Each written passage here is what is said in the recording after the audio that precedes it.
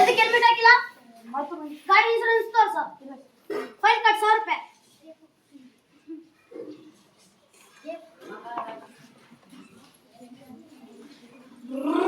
ಎದಕ್ಕೆ ಇಷ್ಟು ಬೇಗ ಹೋಗೋದಿ?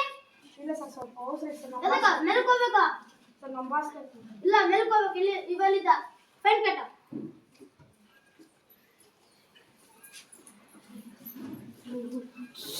ನೀನು ಹೇಳಿಲ್ಲ ಬೇಗ ಹೋಗ್ಬೇಡ ಅಂತ ನಿಮಗೆ. ಮತ್ತೆ ಇವಾಗ ಎದಕ್ಕೆ ಹೋಗ್ತಿ ಬೇಗ ಹೋಗಿ? ಅರ್ಜೆಂಟ್ ಐತೆ. ಫೈನ್ ಕಟ್ ಮತ್ತೆ.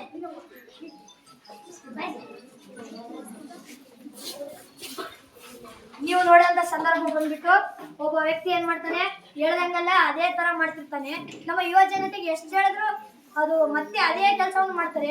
ಯಾಕೆಂದ್ರೆ ಅವರು ನೀವು ಕೊಟ್ಟೋ ಫೈನಿಂದ ಅವರೇನು ಸರ್ಕಾರ ನಡೆಸಲ್ಲ. ಅದು ನೀವು ಜಾಗೃತವಾಗಿರ್ಬೇಕಂತಗೋಸ್ಕರ ಮಾತ್ರ ಫೈನ್ ಹಾಕ್ತಾರೆ. ಹೆಲ್ಮೆಟ್ ಧರಿಸೋದು ಯಾಕಪ್ಪ ಅಂದ್ರೆ, ಈಗ ಹೋಗ್ತಿರುವಾಗ ಯಾವುದೋ ಒಂದು ಅಪಘಾತ ಸಂಭವಿಸ್ತಂದ್ರೆ ಆ ಹೆಲ್ಮೆಟ್ ನಿಮ್ಮನ್ನ ರಕ್ಷಿಸುತ್ತೆ. ಮತ್ತೆ ಇನ್ನೊಂದೇನಪ್ಪ ಅಂದ್ರೆ, ಇನ್ಸೂರೆನ್ಸ್ ಅಂತ ಕೇಳ್ತಾರೆ. ಇನ್ಸೂರೆನ್ಸ್ ಅಲ್ಲಿ ನಿಮ್ಮ ಅಡ್ರೆಸ್ ಅನ್ನ ಮೆನ್ಷನ್ ಮಾಡಿರ್ತಾರೆ. ಆಗ ನೀವು ಏನಾದ್ರು ಅಪಘಾತದಲ್ಲಿ ನಿಮ್ಮ ಅಡ್ರೆಸ್ ಮುಖಾಂತರ ನಿಮ್ಮ ಮನೆಯವರಿಗೆ ಆ ವಿಷಯವನ್ನು ತಿಳಿಸಬಹುದು.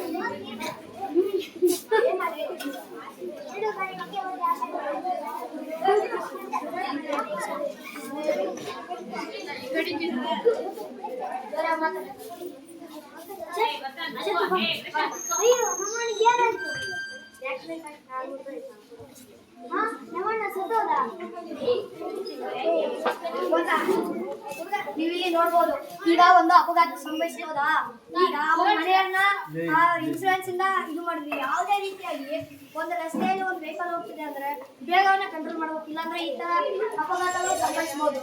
ಹೌದಾ? ನಾವು ಎಚ್ಚರಿಕೆಯಿಂದ ಈ ಕೆಲಸಗಳನ್ನು ಮತ್ತು ರಸ್ತೆಯ ಸುರಕ್ಷತೆ ನಿಯಮಗಳನ್ನು ಕೂಡ ಪಾಲಿಸಬೇಕು. ಇನ್ನೊಂದೇನಪ್ಪ ಅಂದ್ರೆ, ಸಿಗ್ನಲ್ ಮುಖಾಂತರ ಅದ್ ನಾವು ಬಳಕೆ ಮಾಡ್ಬೇಕಂತ ಹೇಳ್ತೀವಿ.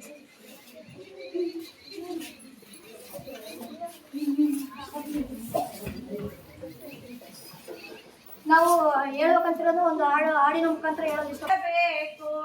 ಕೆಂಪು ದೀಪ ಬಂದಾಗ ನಿಲ್ಲಬೇಕು, ಹಳದಿ ದೀಪ ಬಂದಾಗ ಸಿದ್ಧವಾಗಬೇಕು, ಹಳದಿ ದೀಪ ಬಂದಾಗ ಸಿದ್ಧವಾಗಬೇಕು, ಹಸಿರು ದೀಪ ಬಂದಾಗ ಹೊರಡಬೇಕು, ಹಸಿರು ದೀಪ ಬಂದಾಗ